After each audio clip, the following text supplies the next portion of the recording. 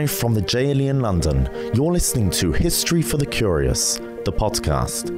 20 minutes with Rabbi Aubrey Hirsch, hosted by myself, Manav Reisner. Join us as we cross continents, sail through the centuries, tracing lives, uncovering events, and following epic journeys to reveal the untold stories and the mysteries that have impacted our history and shaped us into who we are today.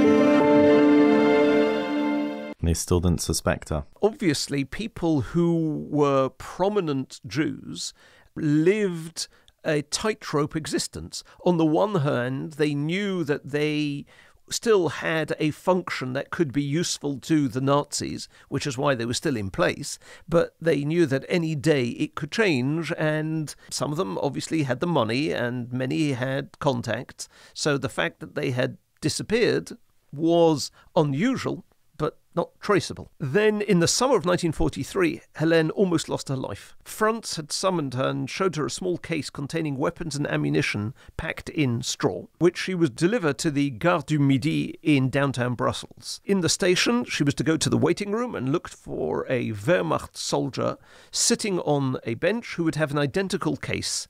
She was to sit next to him and put her case beside his. He would take hers, and she would take his. She hopped on a tram. 10 minutes in, tramcar came to a sudden halt. A soldier stuck his head inside and shouted, "Alle aussteigen." She is seized with panic. And, it's almost a certainty that she is never going to survive this. But nevertheless, as she descends from the car, she's calm. The passengers line up on the pavement, waiting to be checked one by one by a corporal on duty, who's looking for Jews, for people without identity papers. And she decided there and then that if she were actually forced to open the case, she would grab a hand grenade from the case, throw it at the soldier, and run. Obviously, she's risking being shot as she escaped, but she preferred that to torture and a slow death. These are the type of decisions that people have to make, and on the spot. So the corporal checks her identity card, and glancing at the case, he says, "Aufmachen." She pretends not to understand German. He repeats the instruction.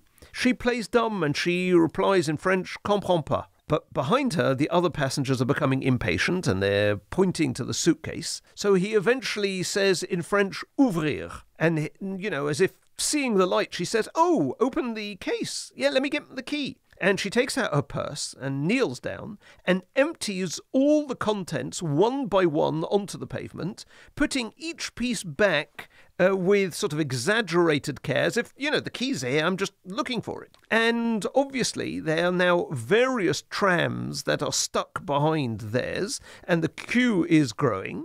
And finally, an officer comes over to the corporal and says, what's going on? So the corporal salutes and he says, this woman can't find the key to her case. And with a flick of his hand, the officer dismisses her, with the corporal still watching closely.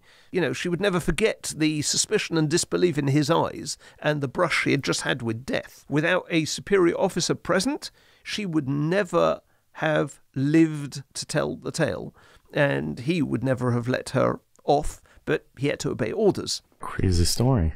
Was she ever suspected of being Jewish throughout this? She was, and it was actually very unusual because she looked the picture of a German non-Jew. But there is a truism that war brings out the best in some people and the worst in others. And there was a Jew by the name of Jacques, who was a 6-foot-tall brute who'd worked as a porter and as a bouncer before the war. In 1943, he and his family were picked up by the Gestapo, and to save his own skin, he volunteered to turn informer on his fellow Jews, promising to pick up every Jew in town. The Gestapo freed him on that condition, although his wife and children were shipped away to a death camp, and he possessed an uncanny ability to spot a Jew at a glance, and he rarely made a mistake. He begins to roam the streets of Brussels with a cruising Gestapo car, and when he spotted a Jew, he would grab them and hold on to them until the Gestapo hauled the individual away. And obviously, he became, as a result, a frequent visitor to the Gestapo office. One morning, she is waiting on the ground floor for the lift to take her to the 8th floor, And this Jacques approached, his eyes fixed on her. He stops in front of her and says in his Yiddish accented French, "You are Jewish, come with me." Thinking on her feet, she reacts by pretending not to know him, and she asks, "And who are you?" He ignores the question and repeats, "You are Jewish." She recovers her composure sufficiently to laugh out loud in his face and says, "You out of your mind?" And as she speaks, she sees Schwenker, Muller's assistant, coming towards the elevator. So she raises her voice and, speaking in German so that Schwenker would hear, says, "How dare you insult me, you filthy Jew?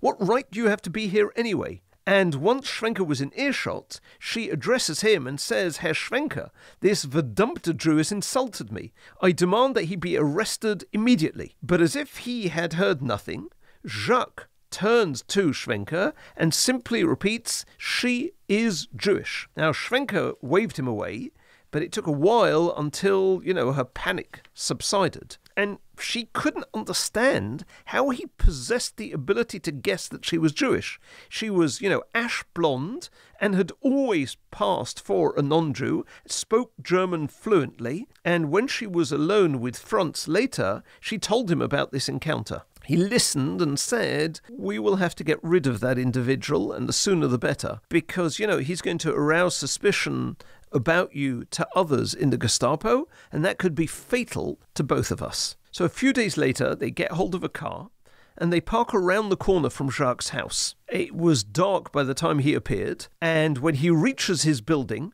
Franz took out his gun with a silencer and fires 6 bullets into the man's back within a few seconds, and jumps back into the car and they drive off. And, they all congratulate themselves for having gotten rid of this informer. But unfortunately, the devil favors his own. And they learnt that he wasn't dead. He was taken to a hospital, operated on, and by some twist of fate, every bullet missed the vital organs, and all were successfully extracted.